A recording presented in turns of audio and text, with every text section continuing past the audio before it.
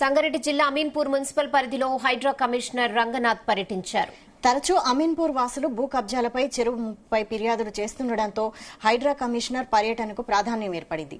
Municipal పరిధిలోని పెద్ద చెరువును రంగనాథ్ పరిశీలించారు.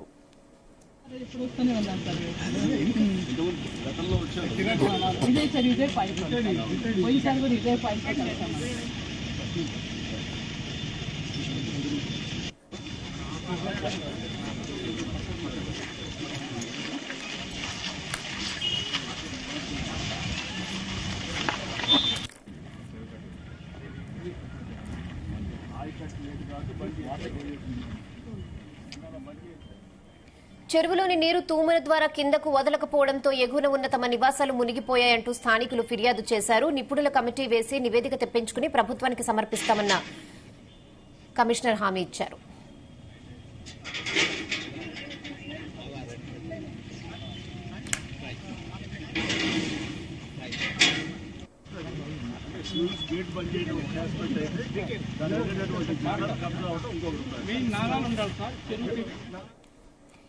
ఇదే విషయంపై మరిన్ని అప్డేట్స్ మా ప్రతినిధి నాగేష్ మరిన్ని అప్డేట్స్ అందిస్తారు. నాగేష్,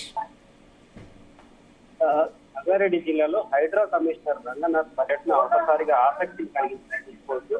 ముఖ్యంగా హైడ్రా అంటేనే ఆ కూల్చివేతలు, తర్వాత ఇతర కట్టడాలు నిలబట్టం చేయడం, అక్రమ కట్టడాలను తొలగించడం అనేది ఇప్పటి వరకు పేరుంది.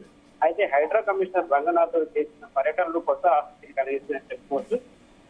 చెరువుల పరిరక్షణ కోసం ప్రభుత్వం తీసుకుంటున్న చర్యల్లో భాగంగా ఆయన ఈ రోజు సంగారెడ్డి జిల్లా అమీన్పూర్ మున్సిపాలిటీ పరిధిలోని పెద్ద చెరువులు సందర్శించడం జరిగింది.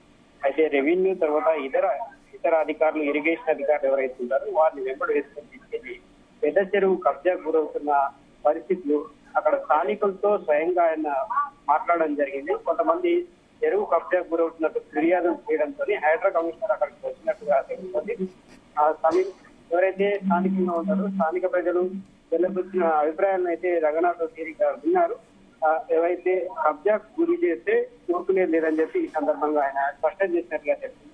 హైడ్రా బృందంలో కొంత ప్రజల్లో ఆందోళన నెలకొన్నప్పటికీ ఈ అమీన్పూర్ పెద్ద చెరువుకు సంబంధించి కూల్చివేతలు కానీ ఎటువంటి కబ్జాలు కానీ చేస్తే ఆయన ఊరుకోమని చెప్పి ముందస్తుగా హెచ్చరికలు జారీ చేశారు.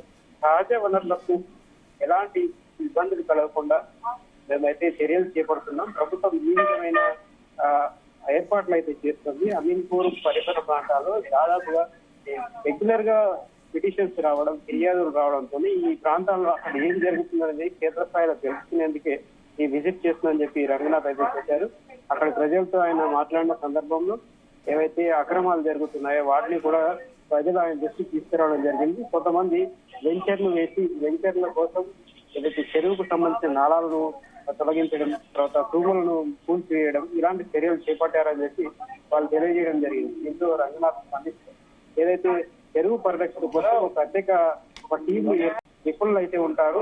సాధారణంగా రాజకీయ నాయకులకు సంబంధం లేని వాళ్ళే అందులో ఉండే అవకాశం ఉంటుంది. ఇంజనీరింగ్ తర్వాత ఎవరైతే సివిల్ ర్యాంకింగ్ లో ఉంటారో వాళ్ళు చెరువుల పరిరక్షణ కోసం ఏర్పడే కమిటీలో ఉంటారని చెప్పి రంగనాథ్ వారికి హామీ ఇవ్వడం జరిగింది. ఇందులో స్థానికంగా అయితే కొంత సంతోషకరమైన వాతావరణం అయితే హైడ్రా కమిషనర్ రంగనాథ్ చెప్పిన విషయాలు చూసి స్థానిక ప్రజలైతే హర్షం వ్యక్తం చేశారు. ఎందుకంటే నగరం మొత్తము కాంక్రీట్ జంగల్ గా మారుతున్న నేపథ్యంలో ఇప్పుడు ఉన్న చెరువులను కాపాడుకోవడం అనేది అందరి బాధ్యతగా ఆయన చూసుకుంటూ వచ్చారు. నిన్న మొన్న కూడా ఆయన వేరే నగరంలోని ఇతర చెరువులను కూడా సందర్శించినట్టుగా తెలిసింది. మియాపూర్ సమీపంలోని చెరువులను సందర్శించి అక్కడ ఏదైతే కల్వర్టుకు తర్వాత ఇతర కబ్జాకు గురైన ప్రాంతాలను అయితే పరిశీలించి ఏవైతే రేగులకుంట చెరువు, బచ్చకుంట సుందరీకరణ విషయాలను కూడా ఆయన స్థానికులను అడిగి తెలుసుకున్నారు. చెరువుల సుందరీకరణకు స్వచ్ఛంద సంస్థలు ముందుకు వస్తే పూర్తి స్థాయిలో సహకారం అందిస్తాం. ఇందుకు హైడ్రా పూర్తిగా బాధ్యత వహిస్తుంది. ఎవరైతే కబ్జాలకు పాల్పడతారో వారు మాత్రం చర్యలు తప్పవని చెప్పి రంగనాథ్ స్పష్టం చేస్తారు. Okay Nagesh, thanks for the updates.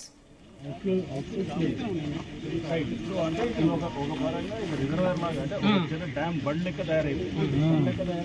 Height లో ఇస్తాం. మీరు ఇప్పుడు